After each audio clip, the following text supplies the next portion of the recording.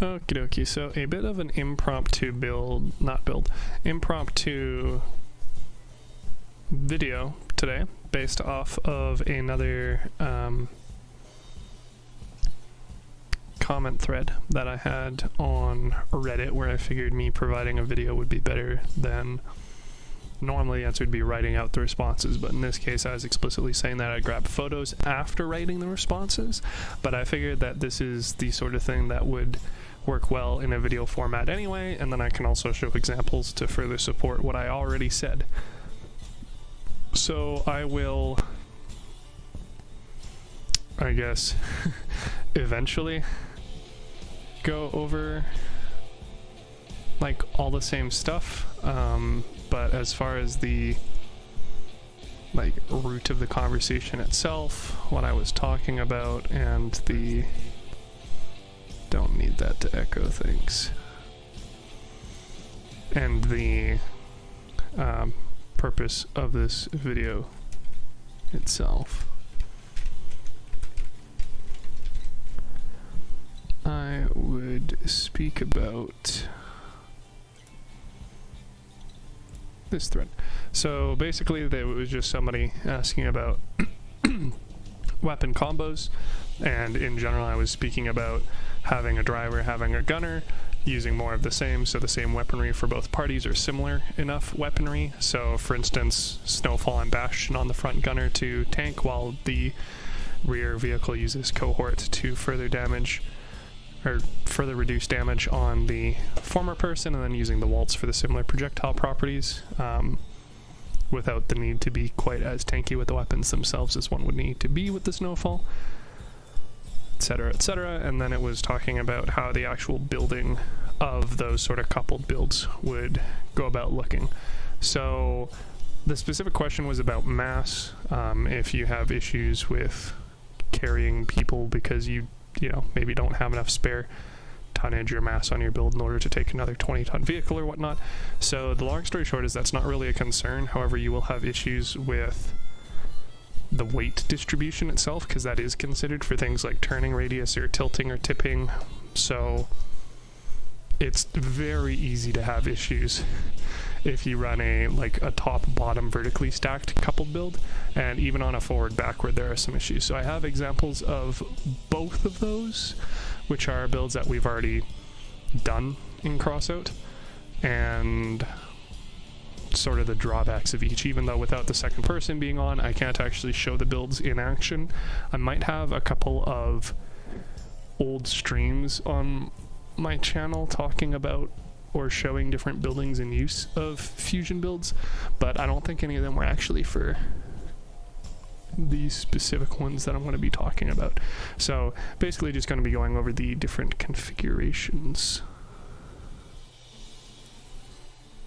for that.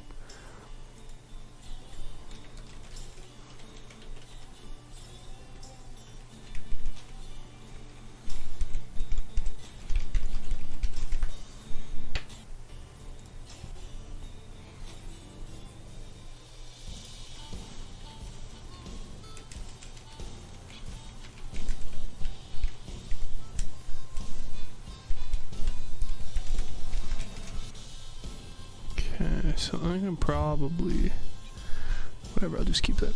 So all of the fusion builds that I've done thus far have been done with Cold Soup, who's the person I normally play with, and you can definitely see a pattern developing here for the kind of cabin and weaponry used.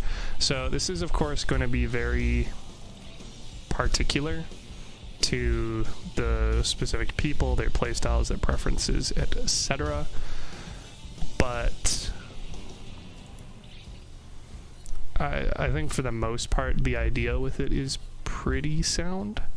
So what we originally started with was, as this has been touched on in like every 1 in 3 videos of mine, so I'm not going to delve too deep into it, but basically when I'm in PvP I'm constantly working on different weapon trials, which means that I'm touching on a lot of different weapon classes and play styles and what have you, which means that there's not really any one consistent build or style I'm using, whereas Cold Soup tends to stick with 2 or 3 different builds or concepts that they like explore and might iterate or tweak on, but otherwise stays pretty static. So we ended up having a number of different build ideas with varying degrees of success. So the first one I'll just talk about them in, I guess, increasing effectiveness. So the least successful one we had so far utilized this sort of build, which I believe originally was even Goliaths on the sides, where you can see that you'd be able to slot in the second build as a U shape around the back. So this was explicitly running, I think they're missing a weapon part on this. Maybe we were still tweaking around with it when it got uploaded to exhibition for the last time. But in any case, I believe it was the harvester and then 2 remedies without a skinner originally was the idea. So they had the remedies on the front and then the bastion as, you know, of course for the sake of tanking. And then I had my build, which is going to be terrible because of course this has to reload the page every time I jump in between the different builds.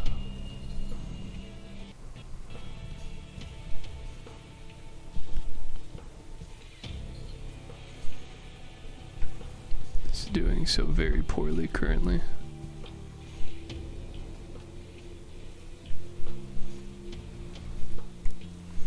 Was this bad boy.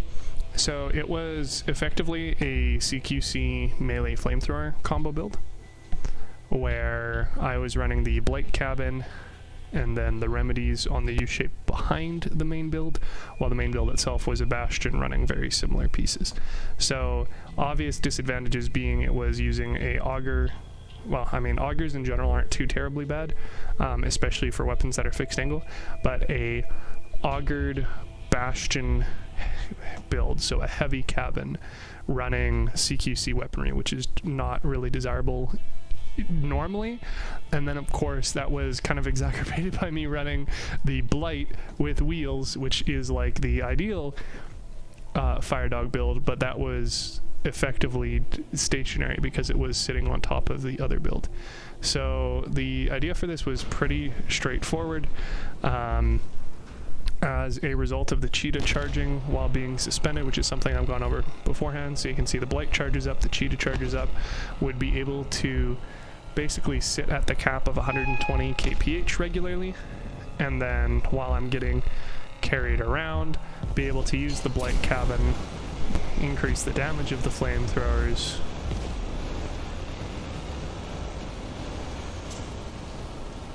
and then be able to rapidly charge that back up again, as well as being able to charge up the chameleon, as well as you'll see the cheetah refreshes that. So yeah, crazy straightforward, not very effective, because it was a extremely large build that was trying to get into melee very slowly. So I have utilized the idea of using the APC bumpers for covering fixed angled weapons in the past. I don't believe there are any other examples currently that I'm going to go over today, but I can do a mock-up of one of our original builds, which was very much the same idea as the last one, which I'll be talking about. So yeah, this is basically just running a vertical coupler. Worth noting, of course, all the modules of this build are in the quote-unquote arms of mine build, and then I had wheels at the back.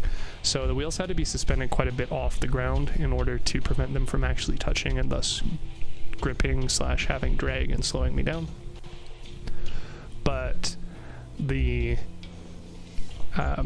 ability to just basically raise or lower all of the components of the arms was making it easy enough to adjust these. So this was a vertical coupled U-shape with additional, I guess you could say, walls on the outside. So it's important to note, as I mentioned before in the post, collision seems to be simplified somewhat when you do fusion builds.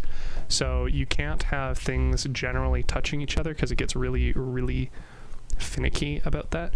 So as a result, you kind of need to leave buffer room in most places, and that means that when you're running something like this where there's basically like 6 possible areas of overlap, because you'll have the outside protective walls, you'll have the inside ones, and then you'll have the space in between the cabin or the cabins in this case, and then the space in between the bottom of the arms and the frames of the build, it means that you need to leave a lot of extra space around in order to prevent things from conflicting. We haven't even touched this build. I mean, I don't even know how long ago this was uploaded, but like this was probably 2 years ago when I made this build, and we haven't touched it since, so it's possible that new physics or collisions or whatnot will make it completely unviable now. But that was the first example, at least, of the build, and it worked pretty okay as far as handling was concerned. I didn't run into very many issues as the gunner. That's the issues become apparent to the driver and how the vehicle handling changes.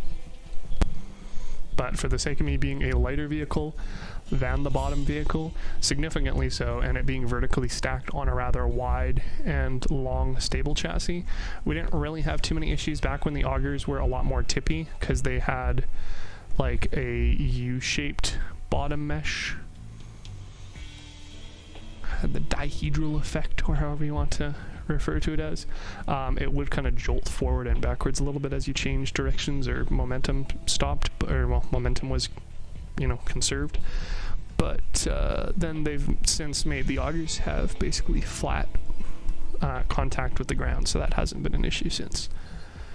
But overall, probably not a terribly super successful build. Obviously very reliant for the outside armor panels for protecting not only my build but the driver themselves.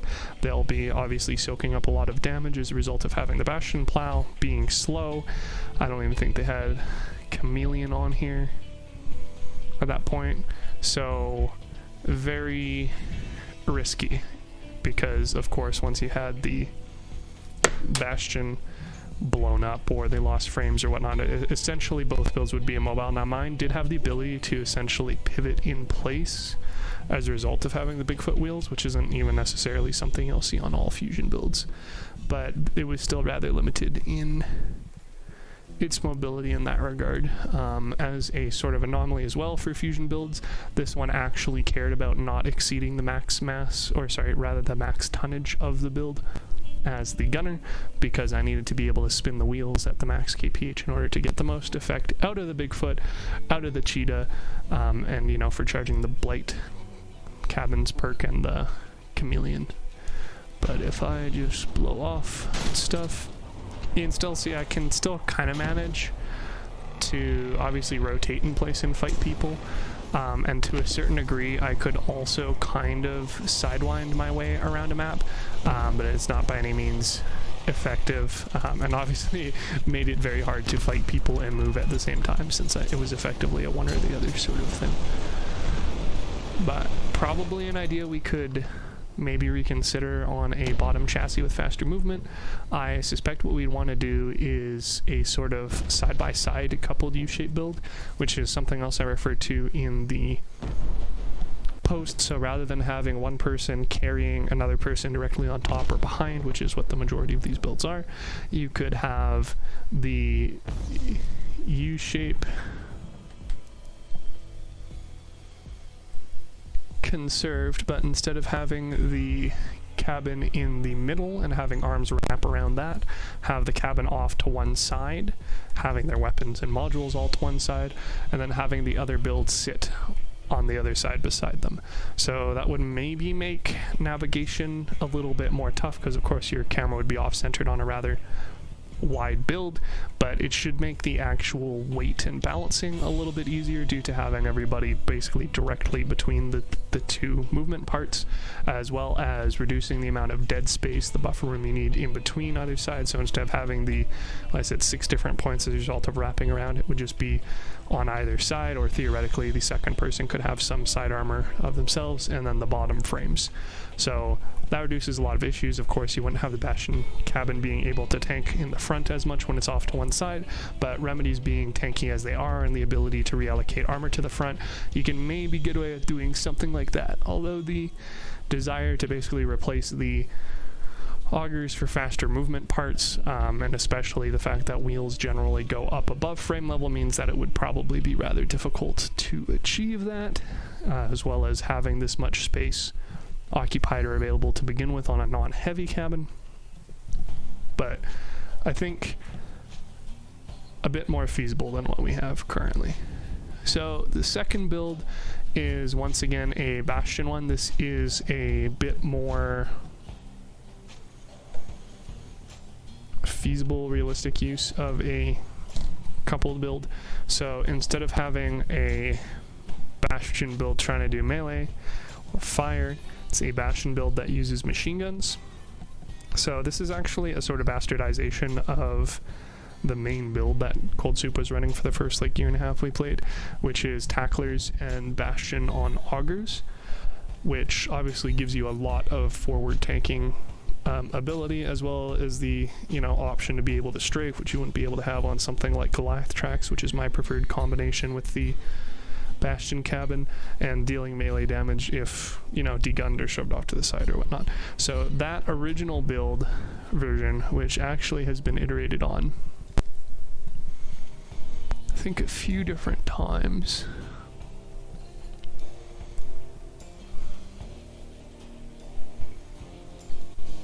that doesn't look like they have any of those.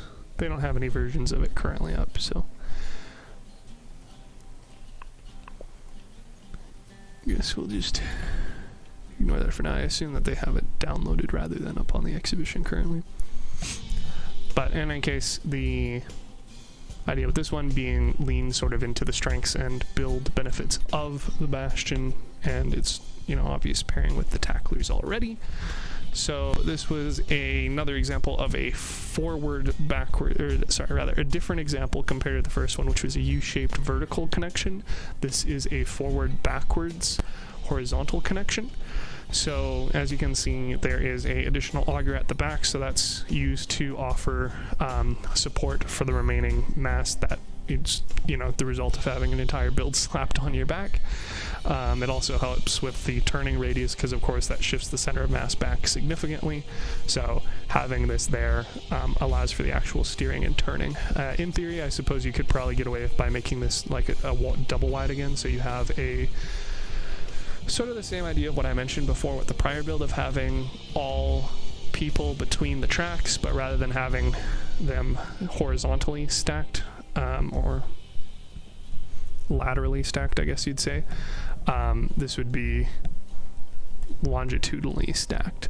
So having one person directly behind, and then having 4 augers, having the center of mass in the direct center of the build, because the turning radius of this is going to be a bit worse than the radius of having 2 sets of augers on either side and then rotating, pivoting in the center. But in any case, the concept was there. I think we were restricted by power score at the time or something like that. We were trying to stay under 7,500, I think, before they have touched power score values again. So this build is another one that's probably at least 2 years old. So it's not shocking to me that it's rather outdated, especially with the choice of like some different structural pieces now.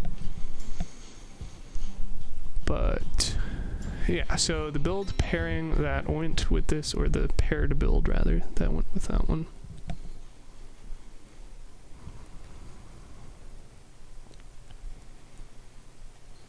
was the backpack build.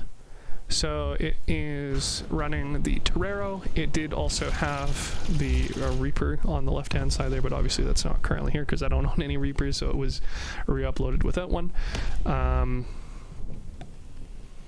Pretty straightforward. It was just basically a weapons platform that hooked on the back of the other one, increased damage due to the Aurora, and then obviously hurt people a lot at longer ranges than the Tackler can manage via the use of the Reaper, as well as not needing to worry about overheating as much.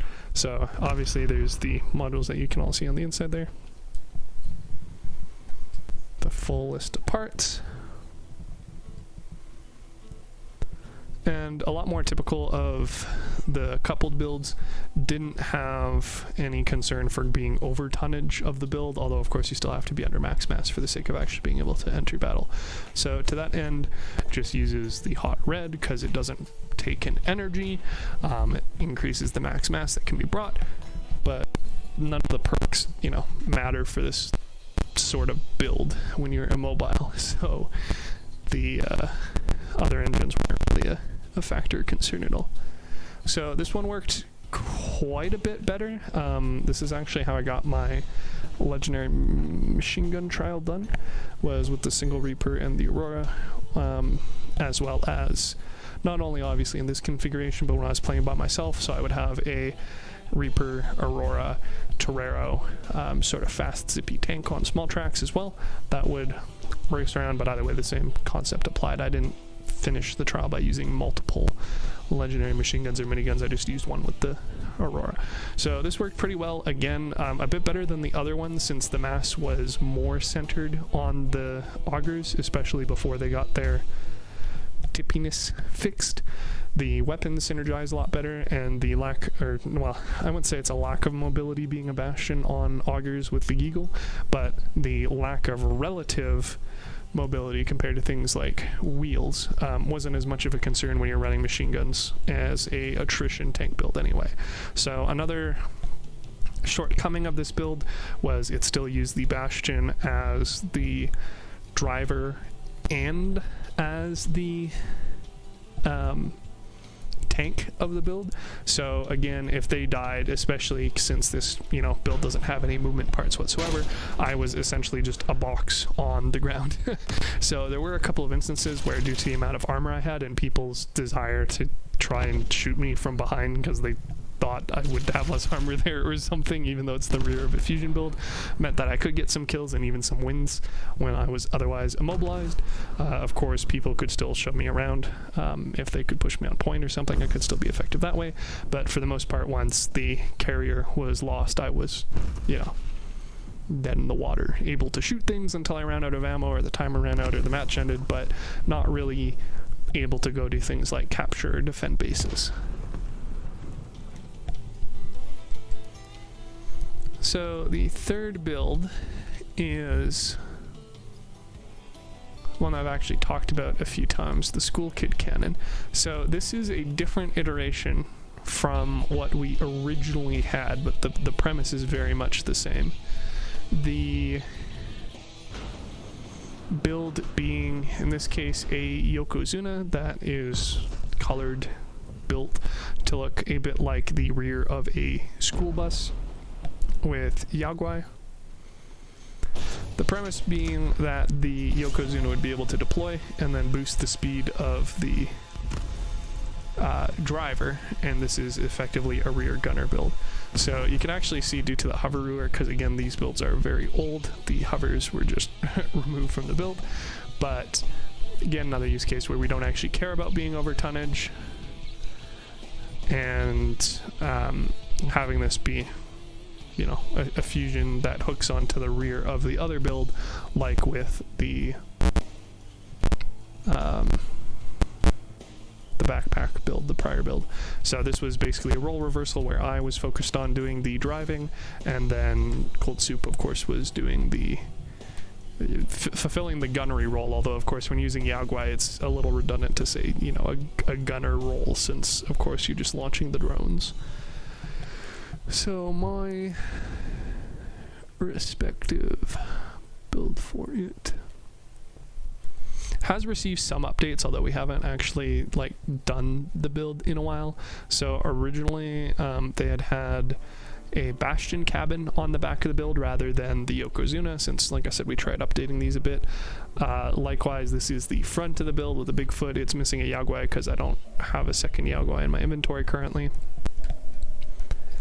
And when the reload/engine rework came along, it actually changed things as well, because originally it was running the Echo, the 2 Yaguai, and then the oppressor engine for a higher cabin speed, less need for non-steering wheels, and the 30% reload speed while at high speed. Since they changed that and reloading is now boosted by a separate module, it's changed to the hot red instead of another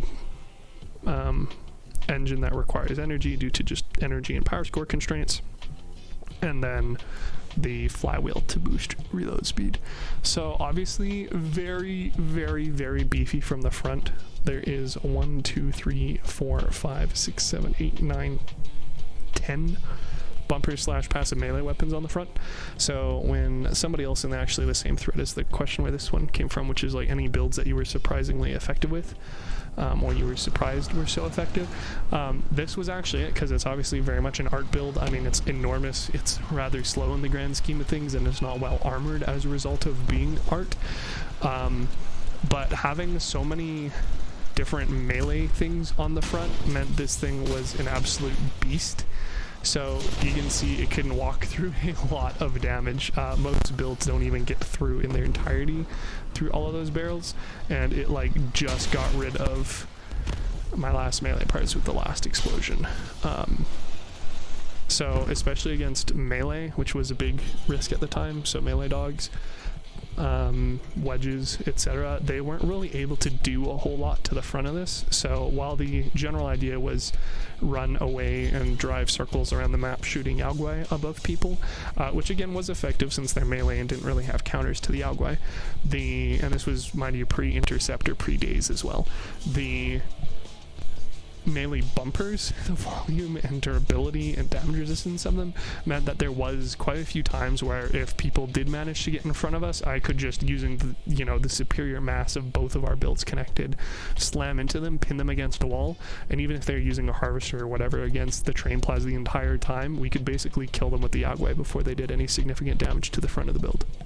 Even if they're using things like shotguns, which didn't have the natural damage resistance from, you know, bumpers. Yeah, so we tried swapping to the Yokozuna. Obviously have changed the, like I said, the perk of it a little bit. We don't have I don't have a second Yaogwai at the moment, but the Yokozuna didn't seem to actually work for boosting the cabin speed when we were connected. So I wasn't sure if it was a bug, or because this cabin was covered, or because the other cabin was so close to this cabin, or because we were moving so fast, or what. But in any case, we could not get the Yokozuna's perk to apply to the Echo cabin, which is a bit of a shame, but also whatever, because it's primarily an art slash for fun build, so no huge loss there. As far as disadvantages of the build, again, obviously it leaned into more art than functionality, while the Yaogwai were incredibly functional, especially on this build when you have 4 of them. The fact of the matter is that the functionality is compromised as a result of having it primarily look like a school bus rather than being, you know, super focused on the actual functionality aspect. So that's something I probably look at changing a little bit in the future. You know, potentially if we retouch on this build and rebuild it again, but for like most cases it worked well enough, and especially when you're doing these fusion, these coupled builds, they are, you know, primarily for fun anyway. So the last build is actually one that I don't think I have my component on exhibition. That's fine, because that means I have it downloaded. So is going to be listen. So this is the one I was explicitly talking about in the example of the post, which was our most successful combination. This isn't the final version of the one that Cold Soup would be running. I believe this was their iteration, and then I took it, did some tweaking as well as doing it with mine. I found that primarily with these coupled builds, it's just easier really to have one person make both builds and then send the other person their appropriate half, just because it is such a pain trying to like pressure fit everything, or like work out, okay, you have X width and X height, and then if you offset by 2 you have another X width by X height or whatever. Just trying to get everything lined up without actually just having one person basically build both builds was incredibly frustrating, even when we were both streaming our respective parts. So this is one where I just basically took over and like completely made both builds. So this was the first iteration that they had done, but I actually had both halves. So this is running, funny enough, a variant again of the Tackler Bastion build on Augers, which is what this ended up becoming.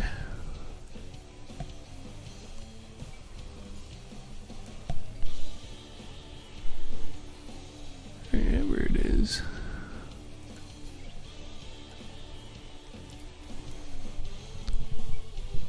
So running the Bastion and Snowfalls on the front. The Bastion is obviously a very tanky cabin, which is why I've been using it as the front for a lot.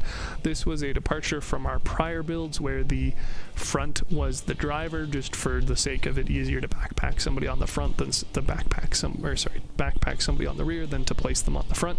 This was a change of that, and having the person on the front being the tank but not the driver of the build.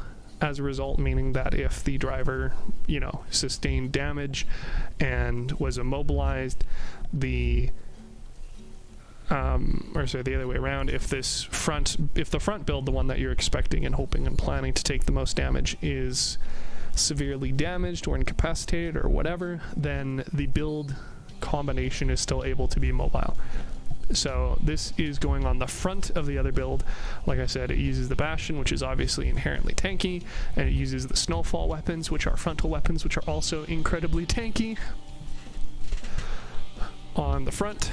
And then we did play around with trying to get the Averter on this build, but because of the centering of the weapons, just verticality wise, it just being difficult, we ended up ixnaying that. But in theory you could get a Averter or maybe even an Omamori on here if you tuck the Snowfalls partially behind the plow of the Bastion cabin. But we found it was A, difficult to pull off in a way that looked nice, and B, it really restricted the view range of the Snowfalls. So we went away with that. Now this build does still have movement parts, and they are still functional in case of detachment from the primary build.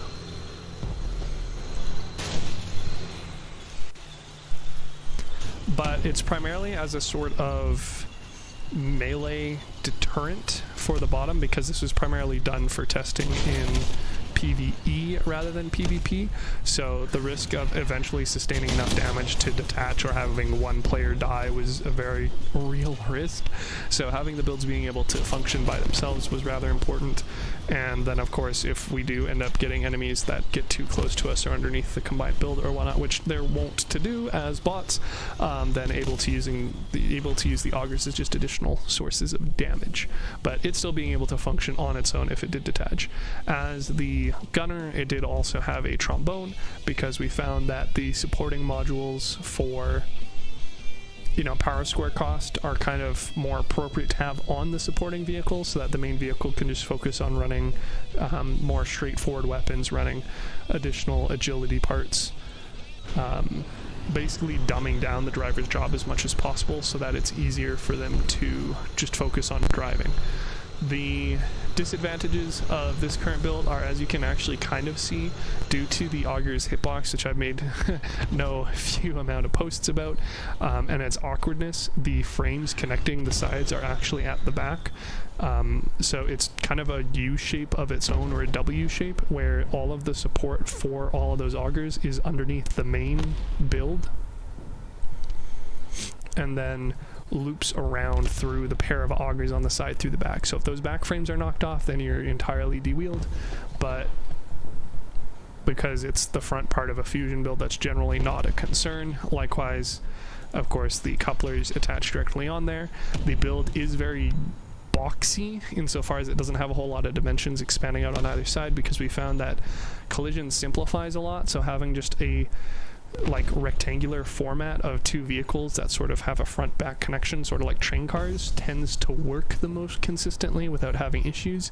Now, the other build for this is U-shaped, and we found no end of issues of trying to get the arms to reach around and wrap around this build, even though it seems like there's adequate space as far out as, even just the edge of the Snowfalls. It doesn't play as if that's the case. So this is another build that we actually have to touch up on and polish in the future. But yeah, I guess I can show actually while we're here what I mean about the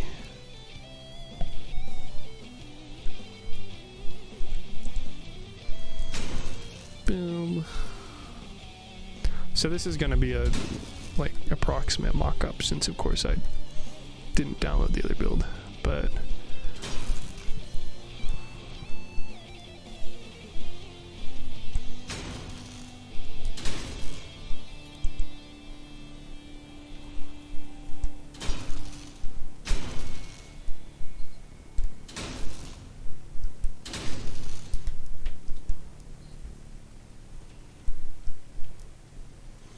essentially me saying that the augers are connected via the back as pairs. So if that gets blown off, then you lose the augers. Pretty straightforward. So it's actually, I guess, closer. So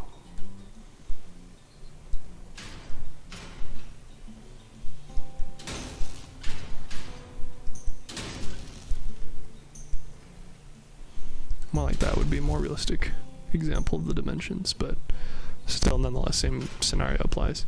Then as far as the snowfalls, while you could theoretically slap a, and this was before the Omamori, so your only option at the time would have been the averter, but I still feel like that's probably the easier way to do it.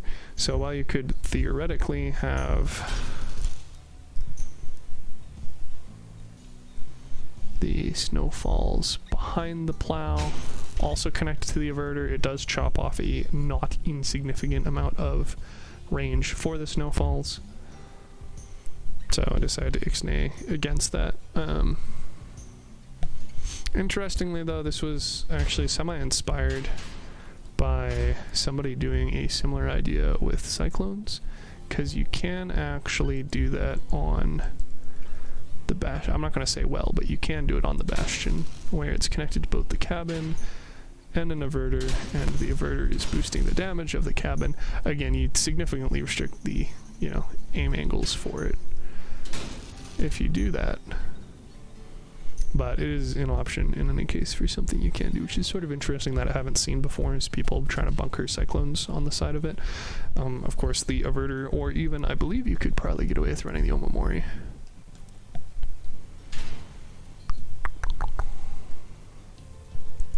Maybe not, because you need it to be sideways, and of course it's not symmetrical in dimension. Lengthwise,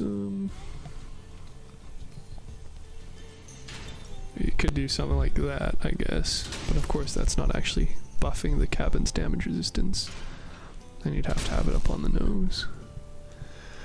So maybe not, maybe again the averter is just better in this case, but that is an option. That's also something we explored with the snowfalls, but not something we ended up pursuing, or rather I say I pursued with the snowfalls but didn't end up doing my build for it. So while the other is the Gaia, mine is the Atlas, so referencing of course the old tale.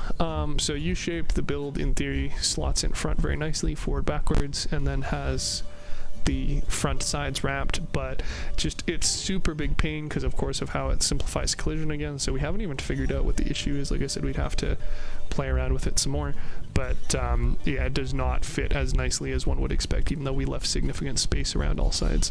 Waltz, because they are going to have similar projectile properties as far as, you know, things like range, damage, etc. I'm not as concerned about being, you know, worried about my weapons getting shot off, because again it was primarily raids, and the weapons are behind, you know, the front build, which is theoretically taking all of the forward damage. But I did originally have retchers on this when we were doing the big chase season, because we could, you know, try and kill the vehicle while basically me pushing us up and giving us a lot of damage resistance. But then I sold the retchers at one point, but I still diffused Waltz from the battle pass, so I was just running those instead for a bit. So this is by far like the heaviest build I have. As you can see, it is rear heavy currently as a result of the placement of everything, running 10 big grams, which is just a ludicrous amount. And it's the heaviest cabin in the game with the heavy generator.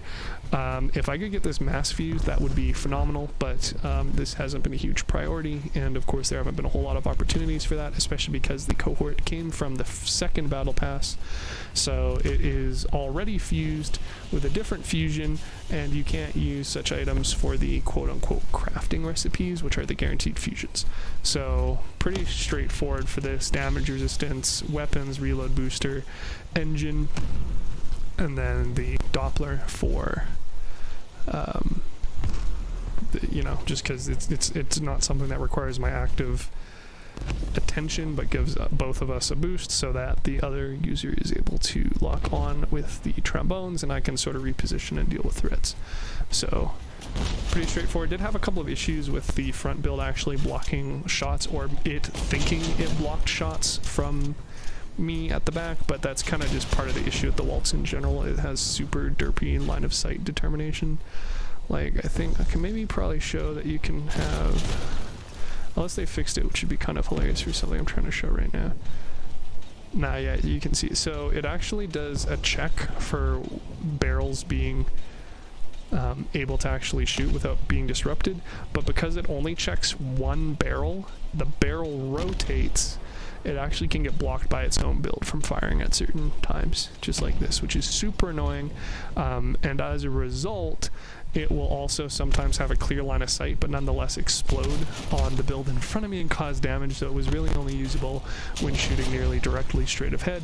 But of course, for the sake of big chase and the vehicles being absolutely enormous Leviathans, that wasn't as much of a concern. So stat-wise, ridiculously chunky, very much within the, you know, the expected design. Yeah, and then us trying to have the forward connector was actually kind of inspired by another user who I also am going to show. No, not you. By the name of Simon Cowley, I believe.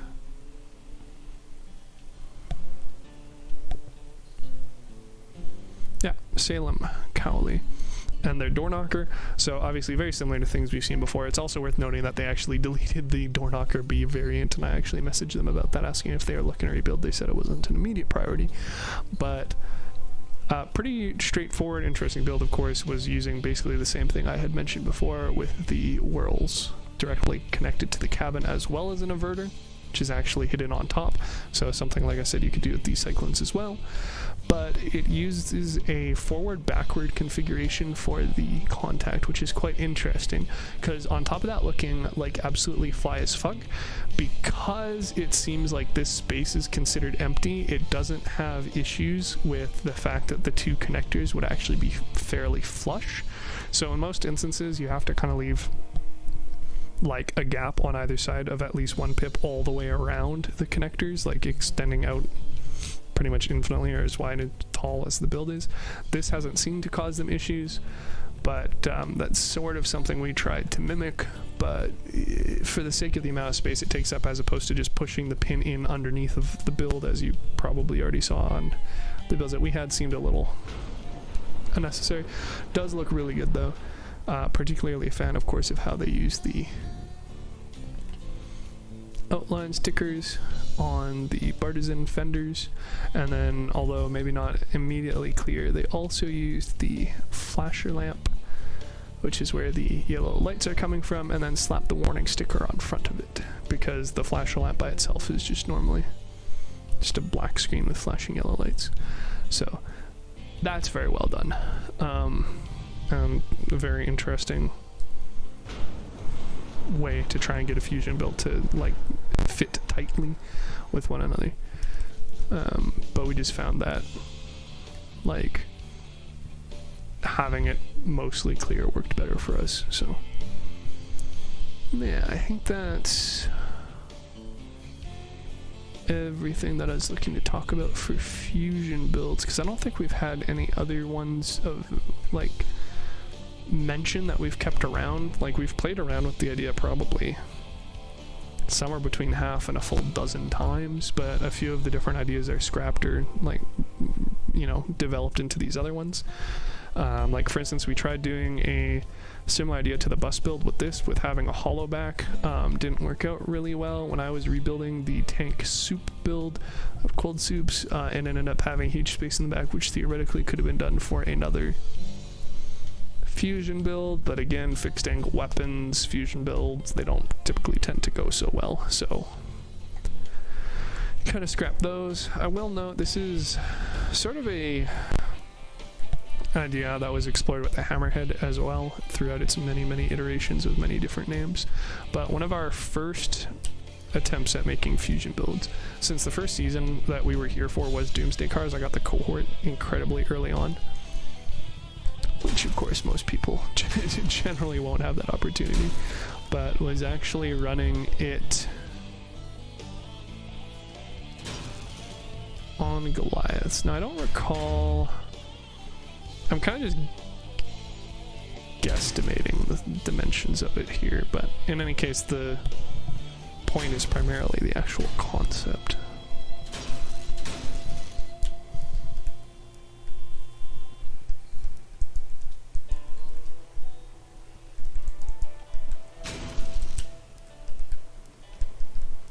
And actually running Goliath tracks.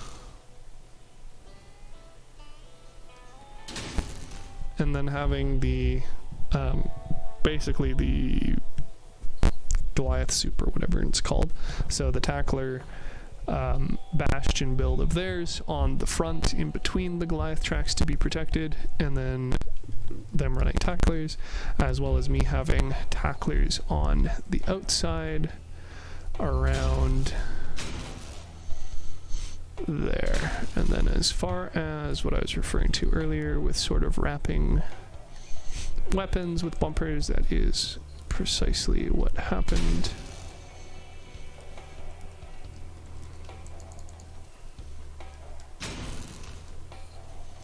Doing something like that.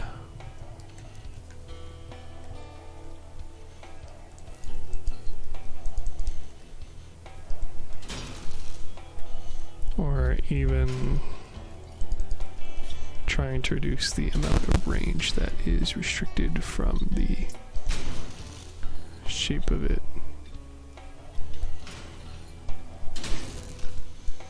Flipping it flat.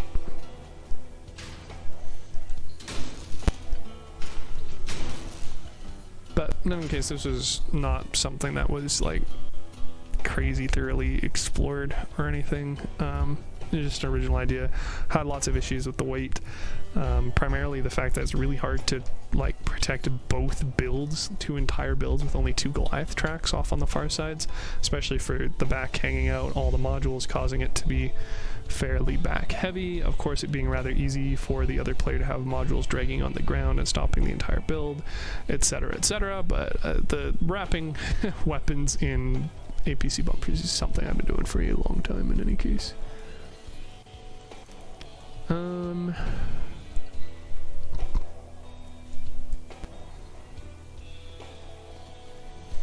Yeah, I guess I should probably mention about Atlas as well, is despite being very rear heavy, when you attach the other build on the front, so this is 27,000-ish, 26,500 kilos, with the mass being at about the like 2/3 mark.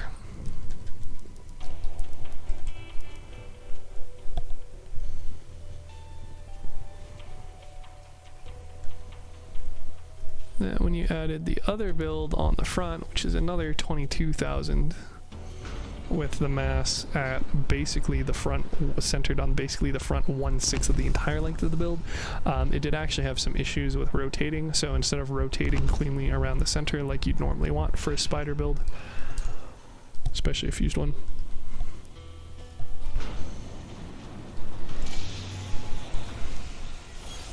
the default without, you can see, is that it's weighted towards the back a little bit, but for the most part still able to rotate in place. But when you had all that mass on the front, it ended up sort of swinging out, so rotating around their build instead, which was a little bit annoying, especially when trying to change direction at low speeds with the big rams. So to kind of do just a really bad mock-up of that, having something that heavy in front, so when you'd rotate, it was kind of rotating around that like that. And obviously was slower at slower rotations because it was, you know, further from the center of the build. But overall, probably the best result. Like I said, something that we definitely want to rework some more to actually try and make a little bit more viable, especially in raids with, you know, rockets and reload weapons in general not being super great. Maybe looking at reworking it with some sort of tanky, you know, frontal weapons that don't work on reloads, but obviously the choices are rather slim basically to the frontal machine guns or angle locking the rotating weapons, especially in, you know, raids where the best performers are things like cyclones or retchers or porcupines. Porcupines are the only angle restricted one, thus sort of the best chance for the ones on the front, and they are rather durable and easy-ish to armor around due to their rather small overall profile, which is kind of funny to say about something that's, you know, 16, but it's a very nice square shape that you can partially block off, so like it would be usable. But I mean, they're porks, so they're relics, so they're outrageously expensive each, and otherwise you don't really have a whole lot of options for frontal weapons, especially ones that are rather tanky and are going to be effective as non-reloading. So that's something we haven't gotten around to yet. You know, there's a couple of other different ideas that I want to do for fusion builds. One of the other ones, which I did allude to in the post originally as well, was talking about having a platform that used all miniguns, so the equalizers and the arbiters. What I suspect that would probably look like is another large flat platform that can do a mock-up of.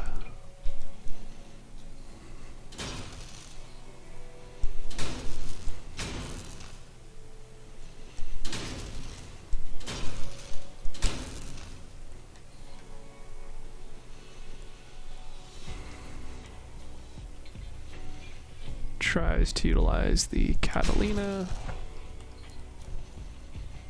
and high speed movement parts.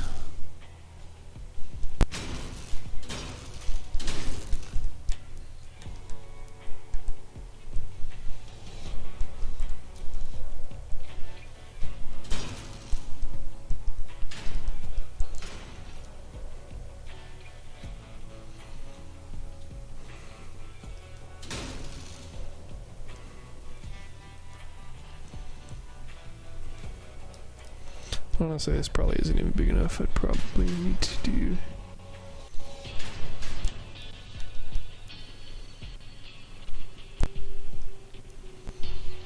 the full 8x, which obviously gets very heavy very fast, especially for the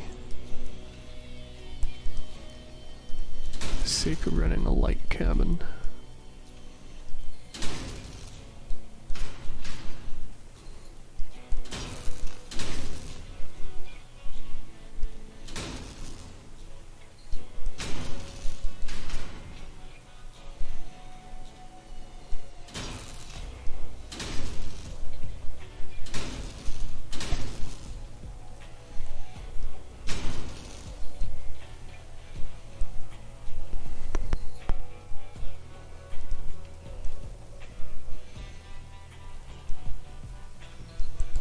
And this is by far the least prepared part of the stream, because I was not planning on actually building this like right now or anytime soon, but for the sake of sort of showing the build process for something like this, I think it's worthwhile.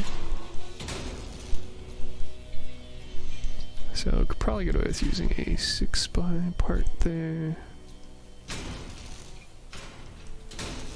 What that would end up looking like for the actual frame dispersion of what's 8x and what's 6x, I'm not 100% sure on at this point yet, but for the sake of just getting a rough mock-up, the plan would probably be something like this, maybe even using the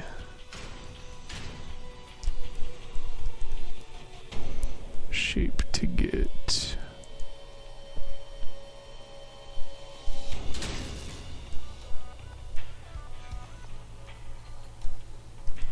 others done.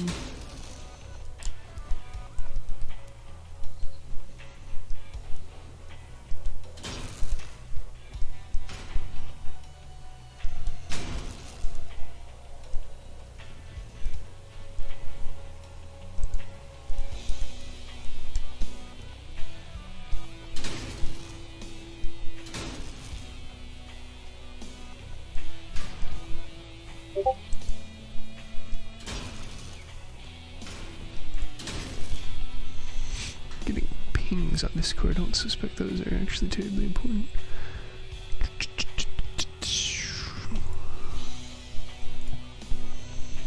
Just Cold Soup saying they'll be on soon.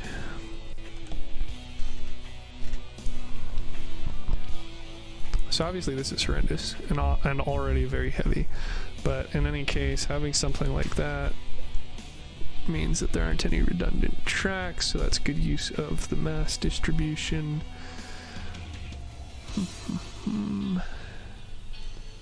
This is kind of an awkward use of frames, so maybe I would push it back again so that we have everything fitting nicely within the powers of 2. Actually, not that that's a factor, because for that frame to connect, I'd also have to pull it back 1.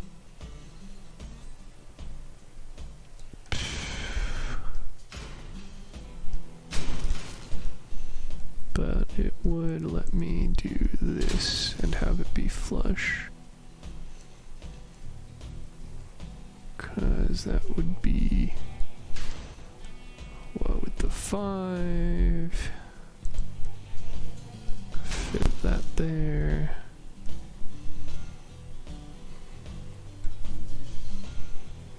Not sure if I'd want to crunch the entire thing in by 1.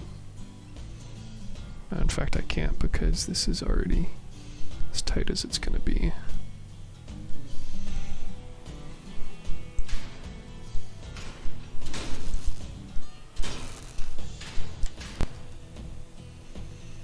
And I don't have enough length, so I gotta do 6x4s instead.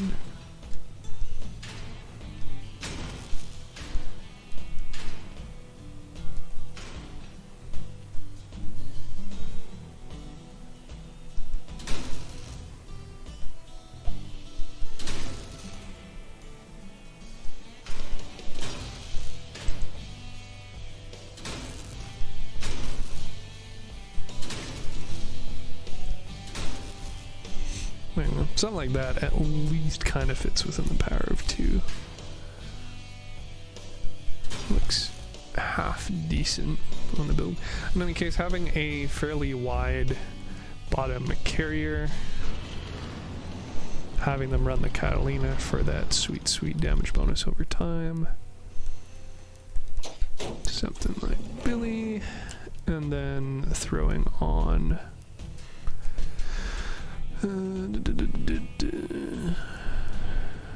some machine guns, which I'm not going to worry about placement right now, because where they'd actually go would be determined on the other build's location. But say 4 miniguns, 2 heaters crammed somewhere. Sorry, radiators really. I suppose I could probably get away with actually attaching them in such a way as to try and shoot over the front build. Oh, you're killing me, elbows.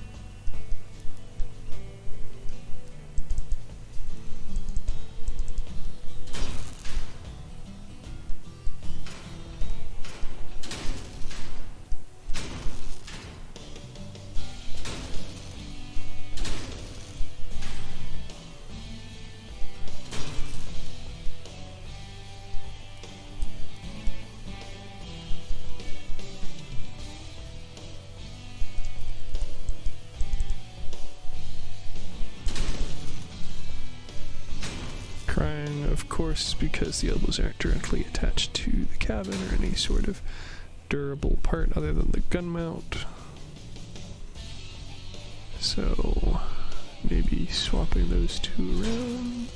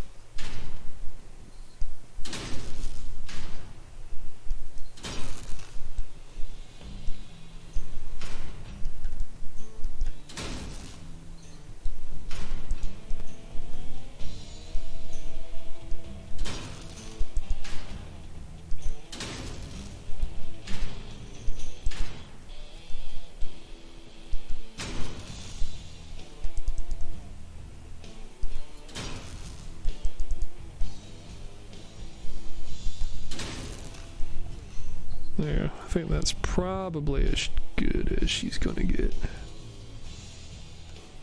Guess you could even make it a little bit fancier by lying them flat so that you have room to put some reflectors or whatever around them as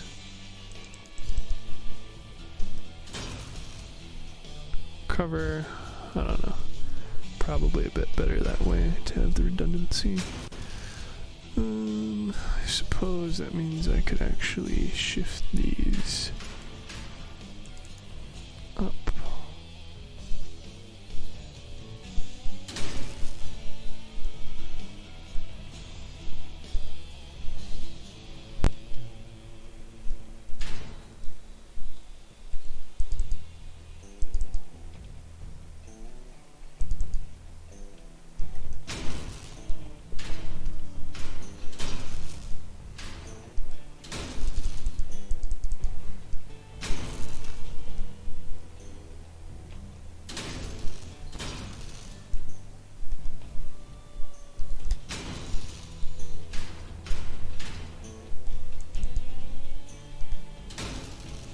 Definitely me not going overboard and like doubling the length of the stream, but instead of just giving a bare bones example, actually going and building half of the building.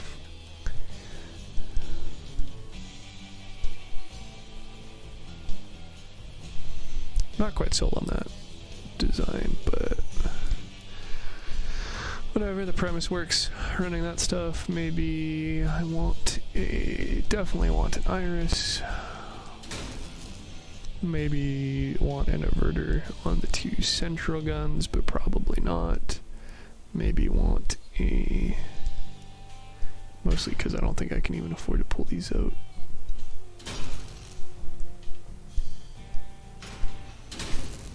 Yeah, because the Catalina's roof rack is only 3 deep. But of course it would look a lot better if I could get the curves at the same spot, but whatever, life is full of disappointment and all.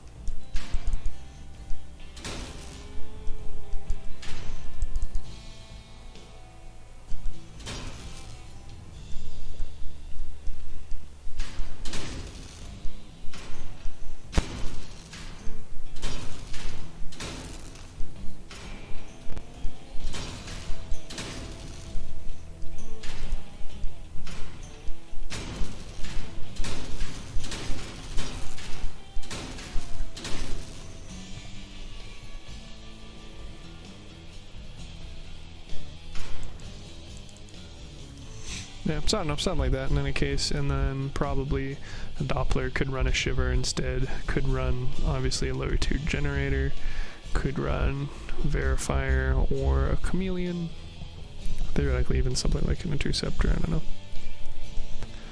But having some sort of setup like that, so that your bottom player is able to have a rather simple design and focus on maneuvering and shooting as needed. I suppose in theory you'd probably even want them to have have omnis instead of small tracks, so that they can strafe as well. I don't even think I have enough 1300. Not even, okay, so I might only need 6 of these.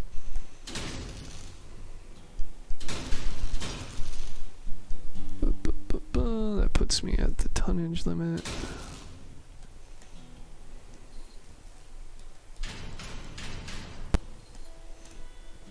So I guess it is probably going to be the better way to go about doing this.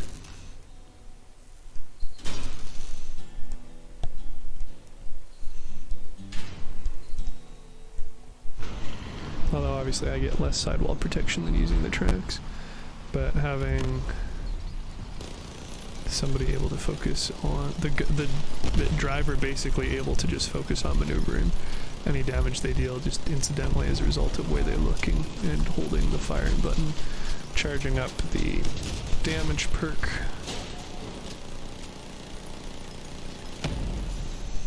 And then having the quote-unquote gunner on on the front of the build. So if we were to mock that up, it would probably be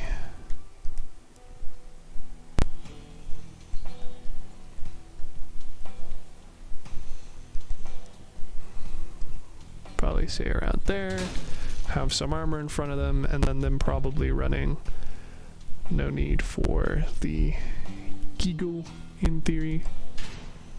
I suppose you could even run them sideways, honestly, but can't obviously do that mock-up here. But have them running 3 miniguns and then an Aurora instead of the 4th one, and the engine, because they wouldn't really need an engine. They could get away with running the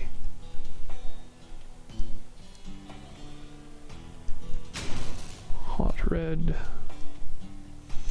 running 2 heaters, or sorry, 2 radiators.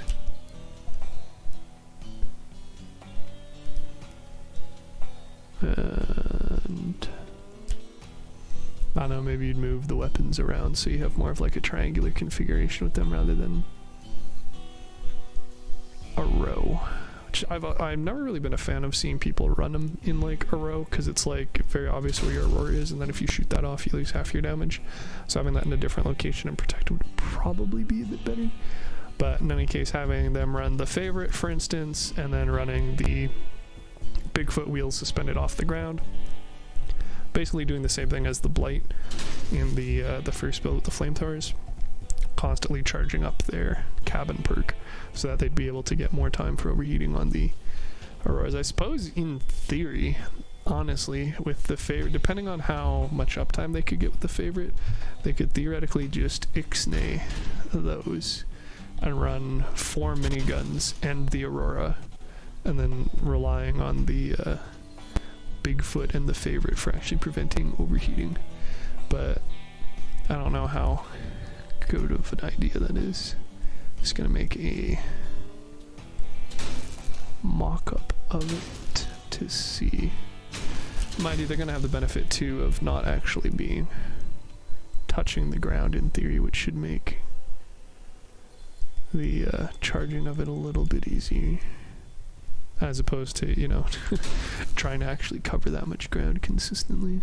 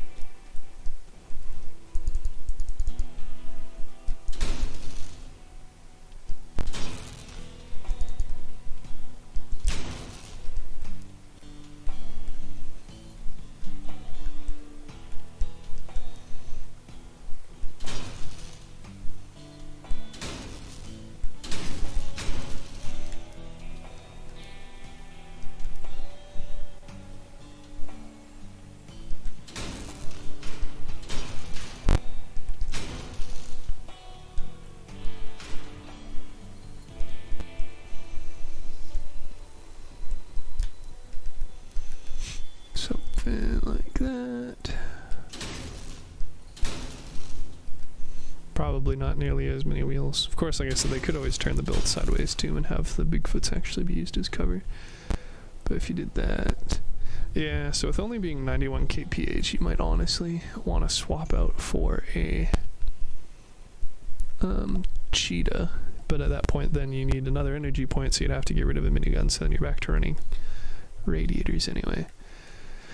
But if we did something like that, and then, say, suspended ourselves off the ground,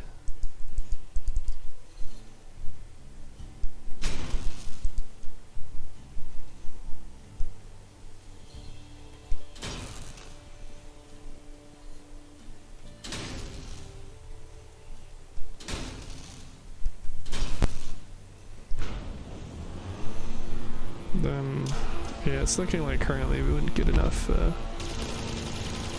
speed to actually keep the Favorite perk up long enough, but you could at least get the max stacks.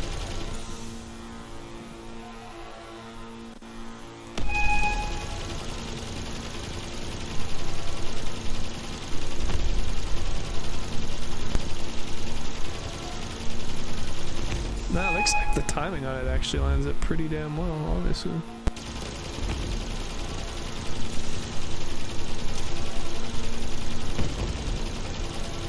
Just having the gunner focus on dealing a dummy amount of damage, which, you know, the effective damage of 8 equalizers or arbiters should accomplish. I suppose too you could replace the 4 equalizers with 2 millers and then run a heater and a cooler instead. Something like that. I don't know. But basically having the burst on the front, like, just fully spec into damage, and of course the damage multiplier by being able to use the Aurora, and then having the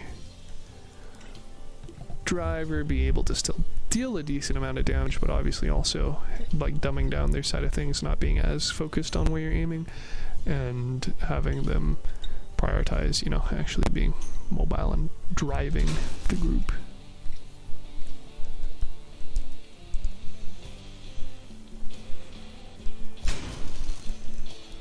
So if I weigh this down, I'm hoping I can actually fix it in place so it stops drifting, but I might need a lot more mass than that. I guess it depends on how much the millies kick compared to equalizers. Yeah, a lot more it would seem.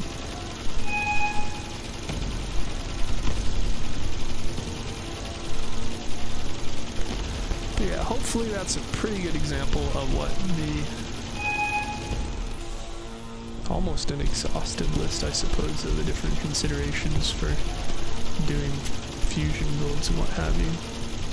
Obviously, kind of vary from person to person. I know some people will run like groups of kaijus, or like all porcupines, or all destructors, or stuff like that, but in many cases this is what we have found has worked for us pretty well.